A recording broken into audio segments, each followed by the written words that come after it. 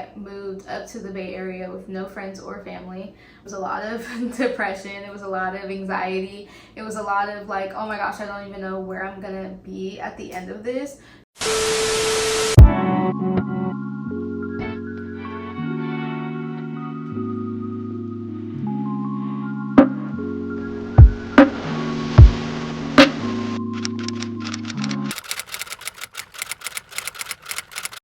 Sit down, have a drink with me. I'm going to be giving you advice on if you're wanting to get your master's at 24 years old, the same thing that I did. Hello everyone and welcome back to my channel. I am going to be talking about the aspect of giving advice on if you're wanting to go back to school to get your master's degree, and especially if you are 24 years old as I am, or if you are just in your early 20s, as I know that is something that can be very difficult as I went through it the past 2 years obtaining my master's degree. Let's get right into it. Also keep in mind too, this video can also be for people who's not 24 years old. Even if you are over 24 years old, if you're asking yourself, is it too late for me to even go back to get my master's degree? It is not too late, I promise you. As I had older people in my master's degree program as well, so that is something that is not looked upon on. Everybody's path is different. Everybody's life is different, so it doesn't determine whether or not if you're great or not. It really just determines on where you are in life and if that's the best case scenario for you. But there are pros and cons if you're going into your master's degree at a young age, as I know I dealt with the pros and cons, and so that is something that I will be talking about in today's video. 24 years old is a normal age to start grad school, especially if you're not taking a gap year. But if you are taking a gap year, it is normal for you to go back into your master's degree at like 27, 28, and even in your early 30s. That is something that's not unheard of. Like I said before, there are pros and cons, and so the real benefits to starting your master's degree at 24 is that you're going to be more mature than you were at 21 years old, and that's just the honest truth. You might have work experience that gives you clarity about your goals, and financially you may be better prepared to handle tuition, scholarships, or even working part-time. At 24, you're old enough to know what you want and still young enough to pivot of what you need. So basically for me, it honestly helped the fact of I'm so young, I still feel like I had enough clarity on like knowing when to get my assignments done, knowing how to do essays, especially from going from an undergrad straight into my master's degree program. That was honestly beneficial for me. That was probably one of the pros.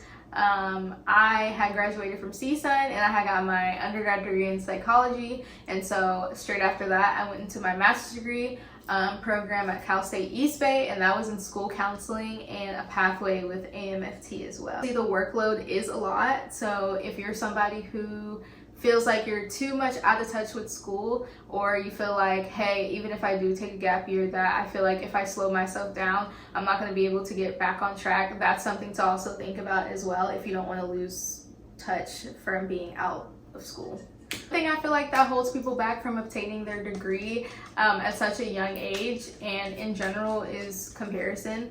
I feel like a lot of people might compare themselves and have this imposter syndrome of, can I really do this at a young age or at an older age? Is this something like, will I be able to be on the same page as my other classmates or my cohort mates? That is something that I experienced at 23 years old, first getting into my program. I felt like an imposter with me being so young. I felt like, are people going to listen to me for what I have to say? Especially with me being one out of the 2 Black women in my cohort. That is something that I felt like was a culture shock, but also I found comfort in it, and I felt very much different in having that diversity. I was able to supply that point of view for my classmates and to my professors to prove the point that I do know what I'm doing and I am an asset into the world of psychology in a nutshell. You might also look around and think everybody's ahead of me and so forth, but everybody's journey is different, and that's something to keep in mind. Some people go straight through school just as well as I did. A lot of my cohort mates, they took a gap year, and that is completely okay. What matters most is that you're pursuing a path that makes more sense to you than for anybody else. And also get in the habit now of really thinking about it with yourself too, of I'm not going to compare myself to others and go towards that like rabbit hole of like imposter syndrome, because that's something, like I said, that I went through. And throughout my 2 years, it was a lot of depression, it was a lot of anxiety, it was a lot of like, oh my gosh, I don't even know where I'm gonna be at the end of this. So for me, it was something that I had to keep reminding myself and journal a lot. And also I created a community. Make sure that you have a community of people among you, especially for me. I have no family up here, so that was another thing that was very hard for me to navigate, and I had to navigate it all on my own until I was able to find my community and find my home. And like finding a full-time job, I mean, I worked full-time, and I had 2 internships while also being a student full-time. So I was doing something every day. So it's making sure that you're able to create room for yourself to have that space to do something outside of work, outside of school, and outside of anything else that might bring you stress. Like I went to concerts by myself when I was first coming up here. The first concert I went to was like a Neo concert by myself for my birthday. I've gone to like wineries by myself, I've gone to movies, I've gone shopping, and all while I still traveled as well, which was the most amazing asset part of it as well too. So in a nutshell, figure out what works for you while also not being stuck in that loop of depression and feeling like you just want to give up and that's the only other option that you have, because I have been there and it sucks being there firsthand.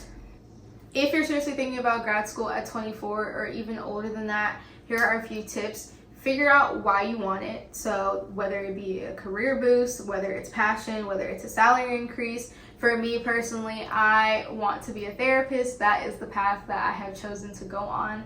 I am currently applying to therapist positions, to therapist roles, and I love the aspect of working with adolescents and also working with families to figure out what is causing a strain like on their mental health and like helping them navigate through that. I feel like especially with today's society and with kids, they are our future, and so being able to even help within that aspect, it brings me peace and joy in life. But also it's looking at, of course, that is a career boost for me, but also if a salary increase is important for you, also look around and do your research that way. The thing that you need to start doing is start researching programs now, okay? Deadlines come fast. I know for me, when I was doing it, I had an issue of not getting things in time enough. I went too close to the deadline and I only applied to 2 places, which thank the Lord I was able to be in this program. Would I probably do this program again? Probably not. Would I recommend this program to anybody? No. Cal State East Bay, I feel like, was a little bit messy in terms of the structuring of the program, but I will say that the professors were amazing, and they were an amazing like clutch to lean on whenever you were in a time of like need or trouble. The thing that you could do is to talk to alumni or talk to other students who have gone there, or programs that you are thinking about. So even if it's just simply looking on YouTube of people who have gone to certain schools that you're thinking about. I know that brought me a lot of clarity when I was researching, and I'm like, is this the best case scenario for me to go to this school? Looking at their experience that they had there, if you're looking for a school in terms of like diversity, if you're looking for something where faculty are pretty much very much welcoming and they're going to support you, those are things that you want to look for. I cannot stress this enough. Get your letters of rec early, because for me, I did that at the last minute because I'm a procrastinator. But if you get it early, professors or supervisors, they appreciate the notice, okay? If it's early, they're more than welcome to do it and you'll get it fast. Me, I did it at the last minute, unfortunately. The last thing is to trust yourself, okay? You are not too late and you are not too early, and you're more than capable of being in a master's program. And beat your inner critic, because regardless of the fact, it is your life, it is your pathway that you chose. And if that's something that you got accepted into this program, that means that this school sees something in you that is probably amazing, and you're going to be kicking ass the rest of like your career. If you're 24 and you're thinking about doing your master's, do it. You're not behind and you're not too late, and you're right on time where you need to be. If you found this helpful, make sure to like, subscribe, and drop a comment about your grad school goals or questions. and I will see you then. Bye.